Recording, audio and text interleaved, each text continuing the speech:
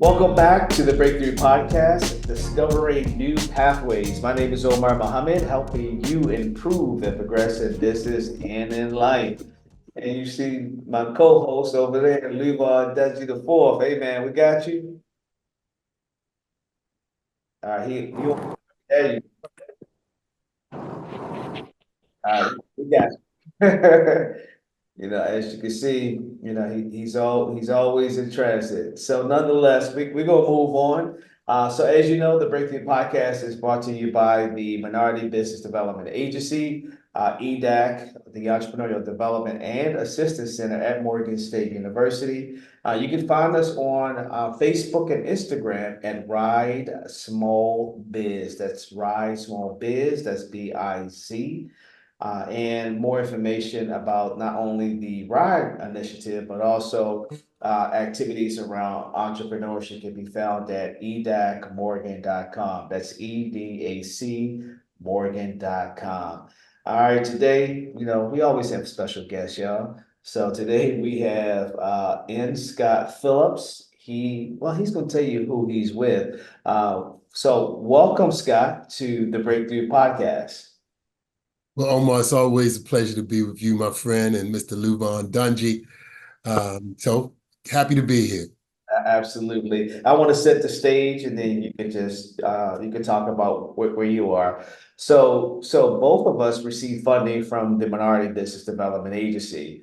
And I know Scott is not in particularly working with formerly incarcerated individuals, but I think it's a good opportunity since they're a sister organization in the state of Maryland, to really bring him on board to share, what he's doing for the funding that he has with MBDA. But also, it's an opportunity for those formerly incarcerated individuals to hear about those activities. Oftentimes, what we're learning, Scott and Lou, you've seen this as well. Individuals who were formerly incarcerated, they tend to fall and sit in certain industries. The hair industry, t-shirts, or I should say clothing. They also do handyman work or handywoman work. Having you on here is about, how do we expose those individuals to that? So, the Breakthrough Podcast is really about, highlighting formerly incarcerated individuals. It's about those organizations that are supporting them. And it's also about how do we bring additional resources to bear to those individuals who are looking to discover new pathways. So that's why I invited my good friend Scott Phillips on. So Scott, if you can just dive into, what you do with your center with MBDA. Sure. Well, thank you, Omar. Thank you for having me on so we could talk a little bit about the Minority Business Development Agency's Advanced Manufacturing Center. And so our grant allows us to work with minority manufacturers, socially, economically disadvantaged individuals who are building products, who are creating items that either go into a product or are the end product themselves. And so you mentioned folks that are in the hair care and skin care and things of that nature. We have a number of individuals that are doing that. So we put that into our kind of consumer goods, food, skin care, hair care. We then have people who are into industrial spaces, doing metal work, doing work with fiber technologies. We have people that are into medical devices and doing things in that area.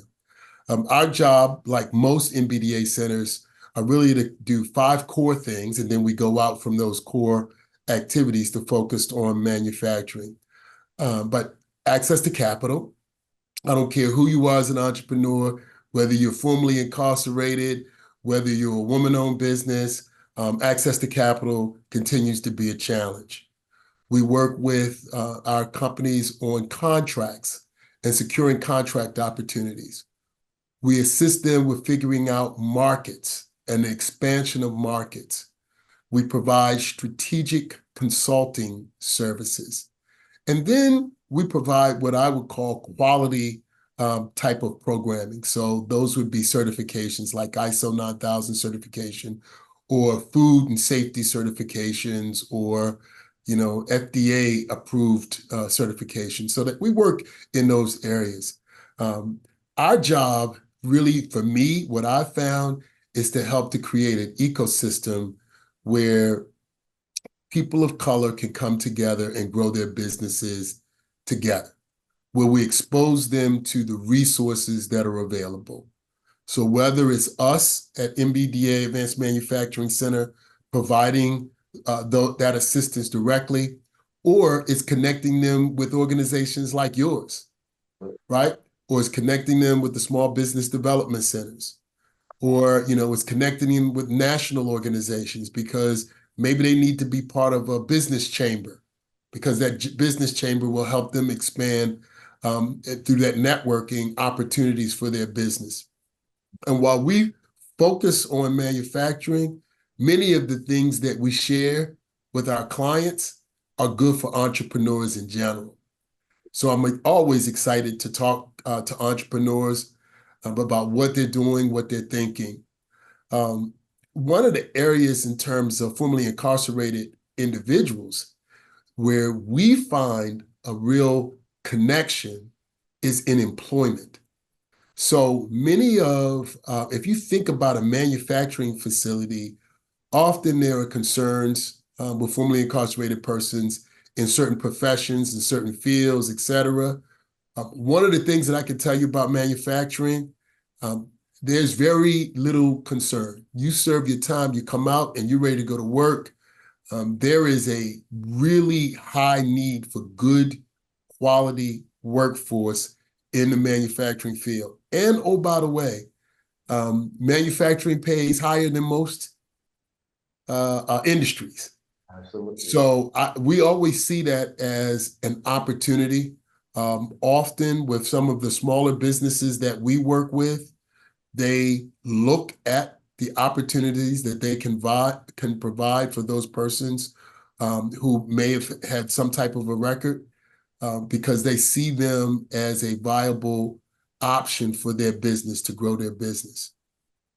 Absolutely. And one of the things that, when we focused on this year, season 4 is, we know everybody's not going to be an entrepreneur, but if we can help them with thinking entrepreneurial, they can go work for I'm gonna say anybody. Anybody. Might as well hire. And then it's about upskill. We do some skill training, but there are some other organizations that out there that are doing skill training as well. And you're right, with the manufacturing, I mean, hey, it's almost like, you being a tech person. Nobody knows what you look like, nobody knows your background, so those are some of the things. I mean, that's why I really wanted that to have when we saw each other down in Miami, we talked about, hey, how can we, build that type of collaboration. And we actually have a person she's doing skincare, and she's been doing it for a number of years. And her sister are now working with, I don't know, is it manufacturing the carpet, Levon, or is it selling of the carpet? It's selling of it. Okay, they're selling, so they're not manufacturing. However, that's not their business. They use their skills from entrepreneurship to really assist this company, with systems implementation, if you will. So those are some of the things that we're focusing on now. We help those individuals upskill. I think what you said is extremely important, and I hope the listeners hear it. Whether you're an entrepreneur or a worker or a person re-entering the market, You break it up, Levon. one premise behind this is social. One more time, Levi. I said, can you hear me now? Yeah, that's much better. I said the number one component of all of this is the social change. You're making a difference not just in your life, but in whatever you're serving. So it is a minimum wage or above. The skill set allows you to feel different and or better about your social station, so that you think different, you live, affect someone else's difference. So, Scott, I applaud you and Omar, which I constantly focus on, which is the social of us as human beings first. So, thank you for both of that. And Luban, thank you for mentioning that, because one of the things that I've found with many Black and brown entrepreneurs, right? With entrepreneurs who come out of a community that is socially economically disadvantaged, is they have more of a proclivity. They are more likely to bring along people in their communities, to bring along people who may have had some challenges in their background. They're more likely to bring them along, to bring them into their companies and allow them to grow inside of their companies. It is the nature of what I am seeing with the CEOs and the presidents that I work with every day.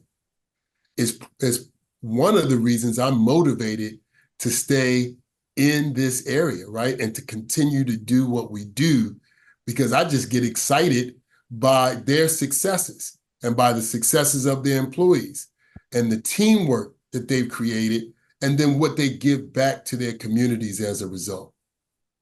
Absolutely. You know, one of the podcasts we had, you probably know Chester France, with lifting labels. You know, Yes. so he's doing that. Not that he's a formerly incarcerated individual, but he's helping those individuals. Well, they're helping each other because they have the skill set. He has this requirement, and they're working together to make sure that they're manufacturing clothing, if you will. You know, so yeah. I think one of the things that we're doing, especially for Black and Brown, is we understand village. We get the village concept. And once we're given an opportunity, we become part of a thing. And as we become part of that village, we seem to thrive socially. We seem to thrive emotionally. And I love being able to see an entrepreneur or a team, as you stated, Scott, the village concept. It's as if we all lock arms and went because we understand what it looks like at losing. We know what it's like to be hungry. We know what it's like to not have. We know what it's like to get our butt whipped. We just want to be part of a village so that we can overcome and win. Yeah, absolutely with that. And you know, Scott, you talked about 5 areas that you focus on. You know, before we go on, so give your website out so while people are still listening to us, they can also Sure. look it up. So we can be reached at BaltimoreMBDA.com. Baltimore MBDA, Minority Business Development Agency.com. And from there, you can get to our Facebook page, you can get to our Instagram, and you can get to our LinkedIn. And would encourage people to reach out to us. Our number is 443-401-0242. That's 443-401-0242. And I've got to say, Omar, this idea of a village and growing together, we're doing a number of things where we're trying to bring people together that have an affinity for each other because of industry, segment, or gender. We've got Latoya Staten, as an example, working on women in manufacturing, trying to create a chapter here because there are a number of chapters of women in manufacturing around the state. We have the industry clusters, as I mentioned, and we're working now with food processing and food production groups. We're working with hair, skincare groups. We're working with medical device groups, and we're bringing them together so that they can support each other. The other important thing in this work that we do is connecting our clients, the formerly incarcerated, manufacturers, professional services, connecting them with the larger ecosystem, with the established ecosystem, I will call it, right? We can't do this in a vacuum. So for us, part of connecting with the established system is, I participate on the state of Maryland's manufacturing advisory board. We are actively engaged with the Regional Manufacturing Institute of Maryland. We're actively engaged with the Manufacturing Extension Partnership. These are broader groups, right, where we try to make sure that our clients, our stakeholders get connected into these larger groups, just like they are kind of connected and supporting each other within our ecosystem. I think that's important. Yeah, it is important. It just reminds me of mentor protege, so if they're, on different levels, so you're kind of in the middle, we're in the beginning, and those larger organizations that you talked about, supporting each other, especially the individuals on our level, because we're working with the one person operation. Right. And to get to where you are, and then to get to the corporations as well. But also apprenticeships, and apprenticeship opportunities as well. So that individuals can begin to, I'm gonna keep using, I just learned this word, upskill, upskill. Yeah. So, I'm gonna continue to use that, don't just stop here, to continue to, pick up skills. So that makes you more marketable. And if you're in business, it even makes you even more marketable, because now you can go after more sales, and hopefully you're able to, what you said earlier, Scott, you can employ somebody else. You're not just working on a business by yourself. So definitely appreciate you saying that. I did want to go back to, one of the areas that you focus on, and that is market identification. Oftentimes, whether you're a returned citizen or not, people say, I got this business, and I'm just going to start it without really doing the true research. So if I'm understanding what market identification is for you all, is that helping individuals identify the market that they're going into? Yeah. Often with our clients, they're already producing a product, Okay, and so they've got a market. The question is for us, how can we help you expand and consider other markets? okay. A great example is I'll use Hiatus Cheesecake, right? Hiatus Cheesecake was doing a number of smaller events. They were selling some things by order. What do they do next? Now we begin to look at wholesale, right? We begin to look at Wegmans, Kroger's, other entities. How do you get into that?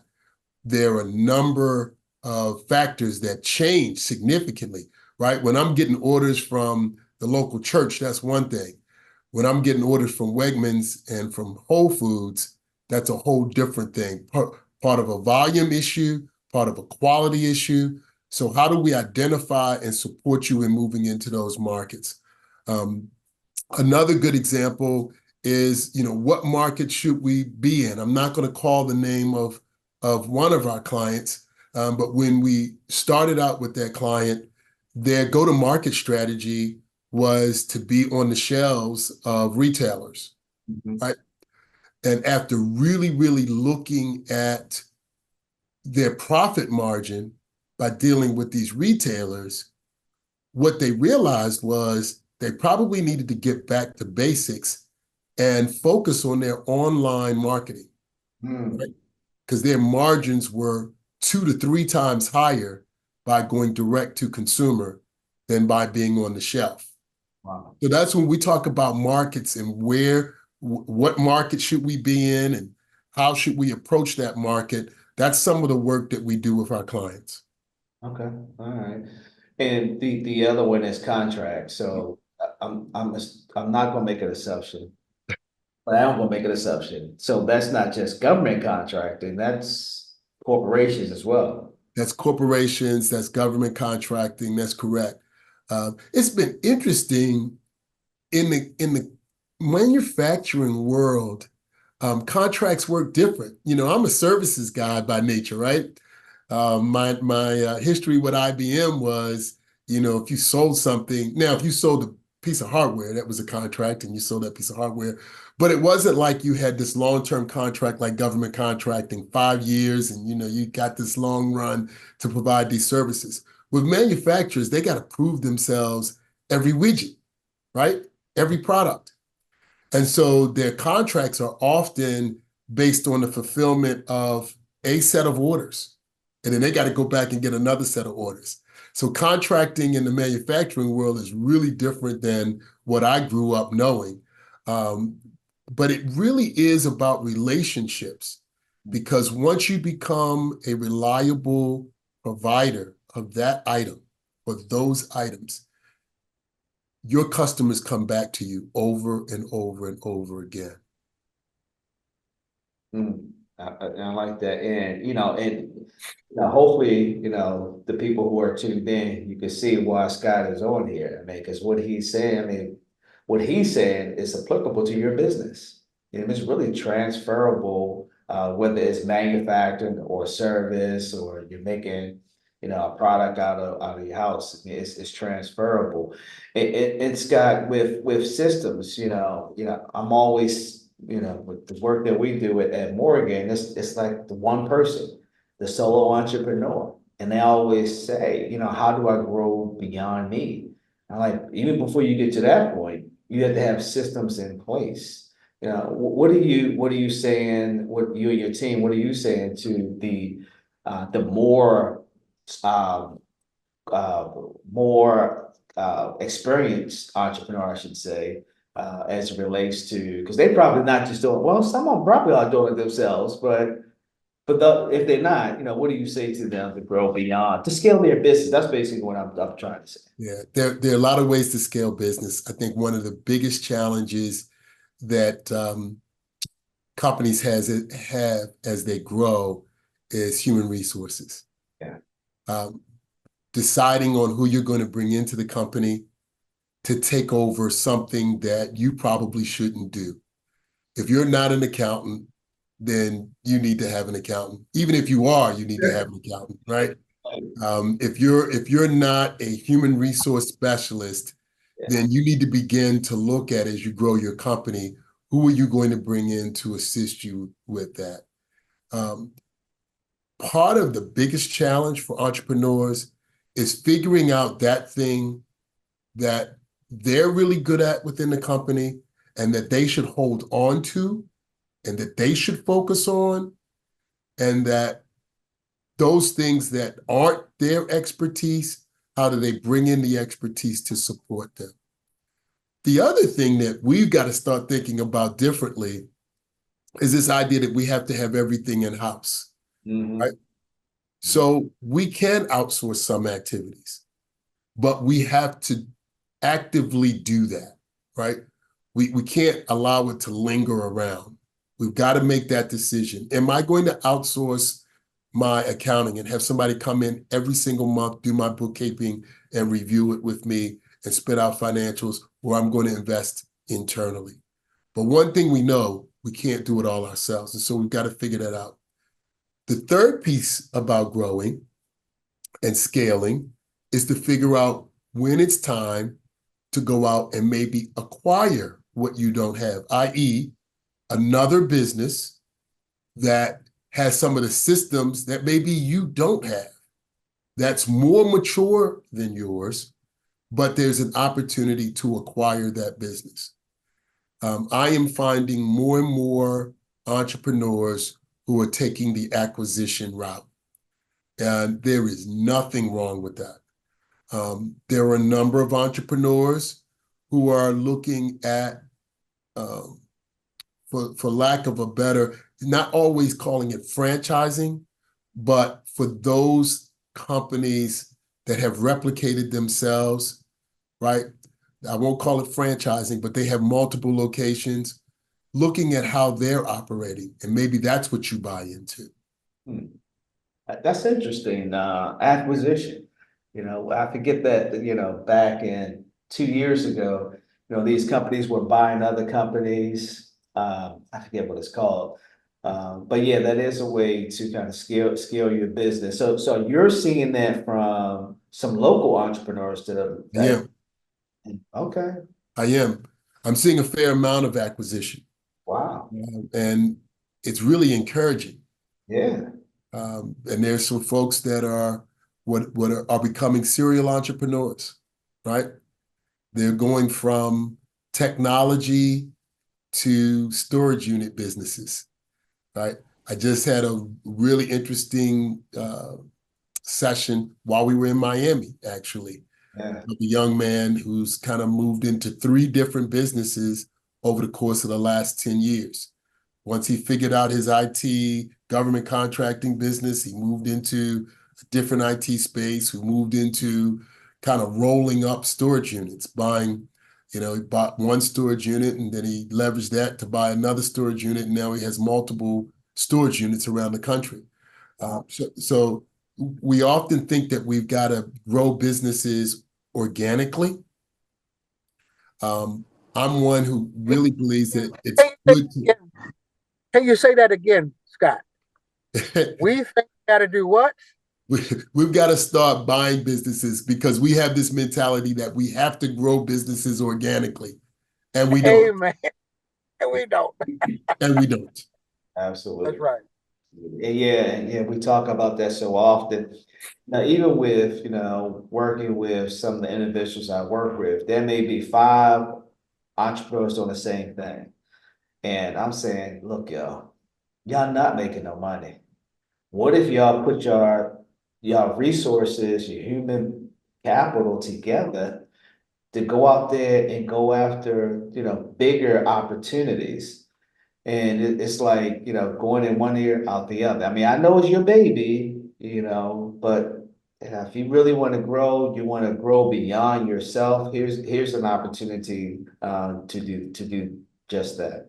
And I mean, that should be. That's, I didn't hear you say it again. Johan. I'm saying that's an interesting term. I know it's your baby. But what Scott is describing is give birth.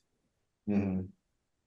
What I've recognized is a lot of us hold on to term, the 9 month, and we don't ever want to give birth. We Yeah. want to pride ourselves on growing a thing. And you grow fetus. You don't grow once you give birth, it grows on its own. So that's really the theory of entrepreneurship. Go through your 9 months, go through your labor process, go through your childbearing, but give birth Give birth. so that that child can attach its hand to another child who attaches it to another child. They call that preschool so that it can learn to walk and ultimately learn to run. So it's like a child. Give birth to it already. Yeah. And that's what Scott is really saying. If there was anything a listener could hear, give birth to your child and let it grow or with its other space of business. Yeah, Allow it to grow. yeah. We need Dr. Paul Archibald to come back in here and talk about the psychology of that because people they gonna hear that and it's going like, man, I'm not gonna partner with these. Now there's certain things you focus on too, stuff like integrity and all that good stuff. However, you see these, of course, they're bigger companies. These bigger companies are, they acquire, well, Scott, you just mentioned some local folk that are doing this, but the big boys and girls, I mean, they're making acquisitions, they're doing mergers as well. I mean, hopefully, in our lifetime, we'll get to see, individuals not starting businesses as a solo entrepreneur, but starting it to grow into what you're talking about, Levon, into a small business, where I'm focused on sales, you're focused on accounting, you're focused on, managing the tech team or the manufacturing team. And and I did another podcast, and that's what, a guy down in North Carolina, and that's what he's focused on. He's working with students and giving them the opportunity to say, hey, we're not going to start no solo business. Let's go get some engineers. Let's get people from the business school. Let's get some IT folk and even some art majors to help start this Yeah. business. So we won't work on that. We got to work on that. Well, But along that line, I was going to say, along that line, Omar, you talk about 3 or 4 people and they're all producing and Perhaps, none of them are making money, maybe some of them are making money. One of the concepts that we're building is the idea of the co-op, the Yeah. MyHub Yeah. co-op. Talk about that. Yeah. Yeah, and so with the MyHub co-op, and I've got Mark Lawrence who's with us, who's really working on that.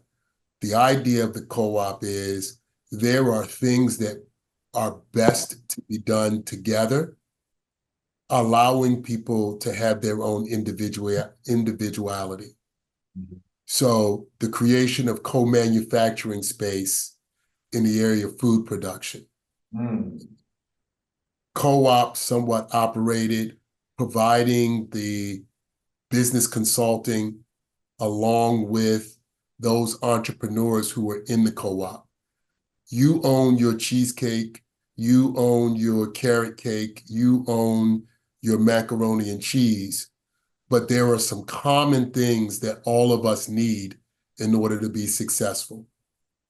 That may be marketing, that may be access to the supermarkets of the world, that may be access to the food distributors of the world. That we do through the co-op. You concentrate on building this wonderful product, right?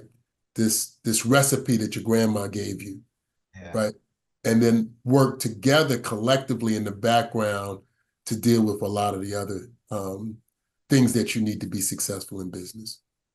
Yeah, I like that idea. And, I mean, I was there, when the first came out and, and I actually mentioned this to a group of formerly incarcerated individuals about the co-op, because they were doing kind of the same type of business, but again, it takes that mindset and really understanding that, I mean, if you really want to move to the next level, you have to change the way that you're thinking. And I think, yeah, the co-op is, not could be, because there are a number of co-ops around the world that are doing just what you just described with that. All right, Scott, any final thoughts? Any other takeaways you want to leave before we get out of here? I think, it may be a little, the mantra, right? For me, if it is to be, it is up to me. So for entrepreneurs out there, you've got to make that decision. Those 10 two-letter words for me are very powerful. Those are the words that I kind of help to guide me on a daily basis, particularly when I get frustrated and say something didn't get done.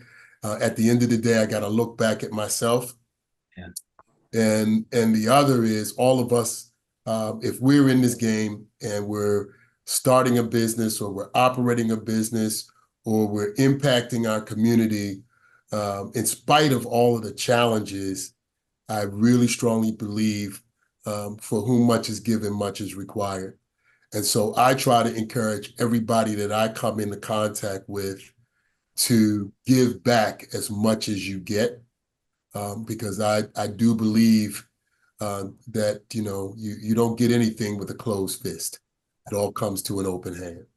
I like that. You and Levon, y'all using some analogies, man. I'm like to take some of these analogies. All right. Oh, I'll give you contact information once again, Scott. Sure. You can reach us through our webpage at www.baltimorembda.com, or you can always give us a call at 443-401-0242.